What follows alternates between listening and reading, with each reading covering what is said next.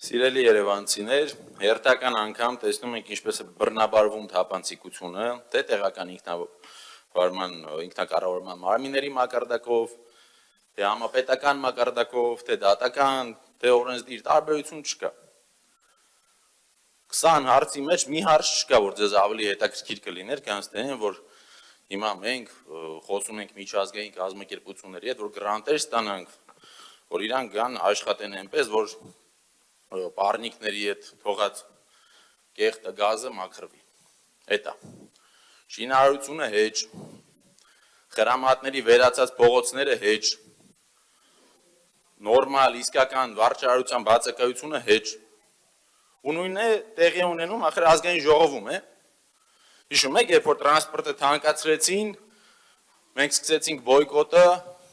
այլ հարցերով, որ քաղաքային իշխանությունը հանձինս պարոն Ավինյանի ասում էին, գիտեք, եթե օրենքում կամ բացեր,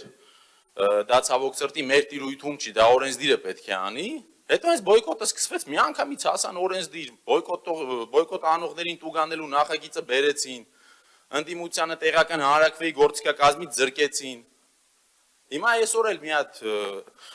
Նիկոլ Փաշինյանի ոնց որ էլի քավոր է, այսօր Նիկոլ Փաշինյանի քավորը ակտուալ է այսօրվա նիստին, մի հատ նախագիծ է բերել ազգային ժողով, շատ կարևոր նախագիծ է Երևանի հավաքանու համար, որ Երևանի հավաքանին, որ հրաժարական է տալիս, որ փոշմանելու համար ունենա ոչ թե 7 օր, այլ 3 օր։ Զգում եք, չէ՞, պետական մեխանիզմի հսկայական աշխատանքը մարդիկ իրապես վերլուծել են Երևանի կառավարման եւ հավաքանու ինստիտուտի մեջ ինչ խնդիրներ կան եւ հասկացել են, որ ամենակարևորը այն է, որ մարդ խմբակցությունից կամ հավաքանուց դուրս գալուց 7 օրվա տեղը 3 օր ունենա։ Այս է նույն քաղաքապետարանն է, որը մինչև այսօր չի ուզում ընդունի իբրև պետական սուբյեկտ սեփական երկրի դատարանների որոշումները։ Երբ որ դատարանի որոշումը վկայակոչում է նրա մասին, որ Երևանցուց գողացվել է 1 միլիարդ 400 միլիոն դրամ, տվյալ վճիռը օրինական ուժի մեջ չի մտնում, բողոքարկվում է անվերջ, արդարադատություն չկա։ Երբ որ ակնհայտ է, որ ասֆալտը անում են թքած կպցրած ու 5 օր ձուն է գալիս, միանգամից սաղ փոս է դառնում, դե աղից է։ Կանադա, Չինաստան, Ռուսաստան, ընդ ոչ աղենտես է, ոչ ձուն։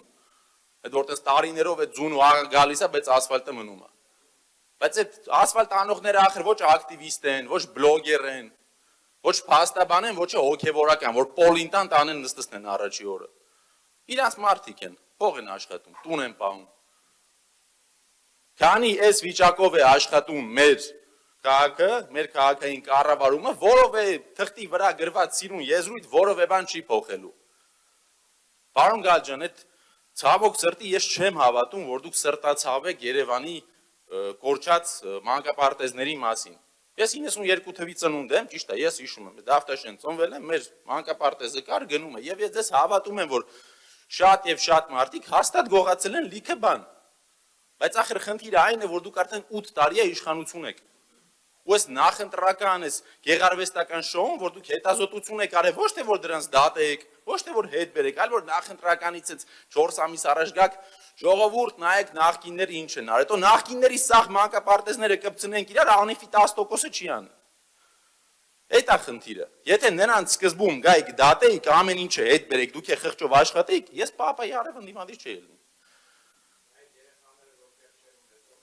Այդ երեխաները չգիտեմ ովքեր են, որ տեղ չունեցել, դրա համար օրինակը բերեցի ձեր ելույթի ժամանակն է կլինի խոսակ, մի ընդհատեք ինձ։ Կգաք, ես ասում եմ, ես ծնվել եմ Երևանում, գնացել եմ մանկապարտեզ, պարոն Ավինյանի սիրած մեր քուչում է, այտենց մի հատ երեխա չի եղել, որ ուզեցել է գնա մանկապարտեզ չի եղել, բայց միևնույն է, ես ասում եմ, ճիշտ եք ասում, հաստատ գողացվել է, բայց եթե դուք 8 տարում չեք կարում դա հետ բերեք, դուք 10 տարի հետ մնաք չեք կարողանալու հետ բերեք։ Դուք մի իշխանություն եք, որը Ծիծեռնակաբերդի այդ ճանապարհը 3 տարի է գնում է։ Այսինքն կառուցապատողի շինարարական աշխատանքը ավելի կարևոր պրիորիտետ է, քան թե այս քաղաքի հազարավոր մարդկանց երթևեկությունը։ Երեք գիշերը մտքովս անցավ, ասի մի հատ գնամ Ծիծեռնակաբերդի համալիրը ստուգեմ, տեսնեմ ինչ վիճակում է։ Ի վերջո Ամերիկայի փոխնախագահն է եկել։ Սենց կարևոր պաշտոնյա Ամերիկայից Հայաստան չեկի, գնամ տեսնեմ ինչ վիճակում է։ Գնացի կիսատ պրատը շինարարական բաները դրած է, ու դուք ուզում եք քաղաքը լավացնեք, պետությունը բարգավաճի, դուք ինչ որ մեկին տվել եք այդ համալիրի վերականգնումը, ես դեռ ունեմ 7 վայրկյան։ Տվել եք վերականգնումը